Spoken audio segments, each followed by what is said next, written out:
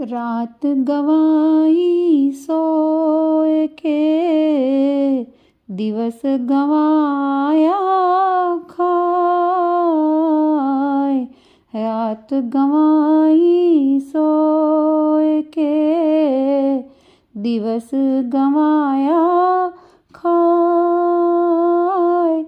हीरा जन्म अमोल था, कौड़ी बदली जाए रे साधो, कौड़ी बदली जाए। कबीरदास जी कहते हैं कि हम रात भर सोते ही हैं और दिन भर खाने पीने और शरीर की देखभाल कर रहे, कमाने में, मनोरंजन जैसे कामों में ही लगे रहते हैं। इन्हीं में जीवन निकल जाता है।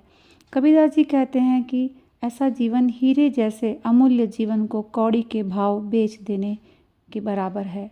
हमें मनुष्य जन्म मिला है खास उद्देश्य के लिए, स्वयं को जानने के लिए कि हम हैं कौन।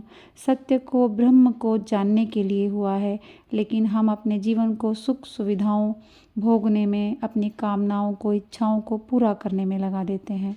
पूरा जीवन हम अज्ञान में सोते हुए या इच्छाओं को पूरा करने की दौड़ में दौड़ते हुए ही बिता देते हैं।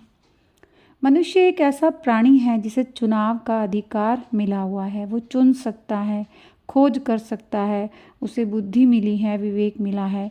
वो सत्य की, ब्रह्म की खोज कर सकता है, मुक्ति या मोक्ष का चुनाव कर सकता है। इसलिए मनुष्य जन्म को हीरा कहा गया है, जो कि बहुत कीमती, दुर्लभ और अनमोल है। यदि इस जीवन को सिर्फ सोने, खाने, नौकरी, धंधे, रिश्ते निभाने और छोटी छोटी इच्छाओं को पूरा करने में ही बिता देते हैं, तो इस अनमोल हीरे की कीमत 2 कौड़ी में बदल जाती है। यदि हमें आत्मज्ञान नहीं हुआ तो हमने जो कुछ भी पाया वो सब कुछ 2 कौड़ी का है। इसमें कोई मूल नहीं, वो हमें शांति नहीं देगा।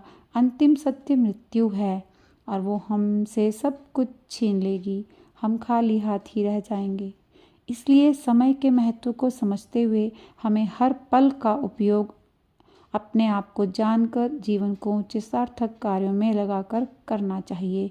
अपने आप को जानने के लिए, आत्मज्ञान लेने के लिए हमें हमारे श्रुति ग्रंथों की तरफ जाना चाहिए। ऋषि मुनि जो हमारे लिए अमूल्य अनमोल धरोहर छोड़ कर गए हैं, उनको अपने जीवन में स्थान देना चाहिए। ऊंचे श्रेष्ठ गुरु संतों को सुनना, पढ़ना चाहिए। साधन कोई भी हो, किसी भी तरह हो, बस अपने अनमोल जीवन को व्यर्थ बर्बाद नहीं जाने देना चाहिए। जिस दिन हमारा जन्म होता है, हमारी मृत्यु का दिन भी उसी दिन से शुरू हो जाता है। हमारे पास बहुत समय नहीं होता है, इसलिए जीवन को नींद और इच्छाओं को पूरी करने में, रात भर मोबाइल देखने में और दिन नौकरी, व्यापार, पैसा कमाने की दौड़ में नहीं लगाना चाहिए। कबीरदास जी हमें चेता रहे हैं, हमें जगा रहे हैं कि जिस उद्देश्य की पूर्ति के लिए जन्म हुआ है उसे पूरा करो। लेकिन ये काम अपने आप नहीं होता है, हमें प्रयास करना पड़ता है, माया को पहचानना पड़ता है। जिस तरह का जीवन हम जी रहे हैं उसे व्यर्थ जानकर जीवन बदलना पड़ता है। नींद तामसिक प्रक्रिया है, संसार, गृहस्थी, कामनाओं वाले जीवन को जीना राजसिक प्रक्रिया है और ज़्यादा लोग तामसिक और राजसिक जीवन ही जीते रहते हैं। हम मैं मेरा के फेर में ही पड़े रहते हैं, क्योंकि मैं ही सबसे बड़ा झूठ और बंधन है। हमें सात्विक जीवन जीना चाहिए, अपने मैं को देखकर, उसे जानकर, और वो हम जानेंगे ज्ञान पाकर। और ज्ञान पाने के लिए हमें ग्रंथों को, ऊंचे संतों को अपने जीवन में स्थान देना पड़ेगा, जो हमें बताएंगे कि हम हैं कौन। हम मात्र एक शरीर नहीं, एक चेतना है।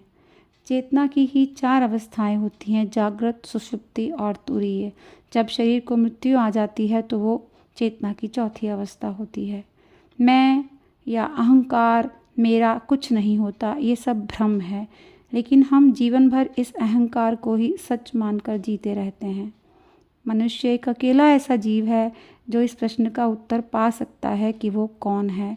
और जब वो उत्तर पा सकता है और जान सकता है कि किस तरह का जीवन जीने से मुक्ति मिल सकती है, मोक्ष मिल सकता है, तो उसे उस जीवन का चुनाव करके ऊंचा जीवन जीना चाहिए और अपने जन्म को व्यर्थ न गंवाकर जीवन को सार्थक करना चाहिए। और वो सार्थक सफल जब होगा जब हमारी इस रहस्य को जानने की इच्छा होगी और हम जानेंगे भी, लेकिन हमारे ये शत्रु काम, क्रोध, मद, लालच, ईर्ष्या ये हमें जानने से रोकते हैं। हम इन्हें जानकर ये हमारे जीवन को खराब कर देते हैं, हमारे मैं को बढ़ावा देते हैं। हम इन्हें देखना सीख जाएं तो हम अपने मैं को सींचना बंद कर देंगे। हम जीवन भर उस मैं के लिए, ये मेरा है, ये पराया है, और अज्ञान के कारण इसे अपना समझ रहे हैं, उसे बचाने के लिए पूरा जीवन व्यर्थ गंवा देते हैं। रात मतलब ज्ञान में जीना।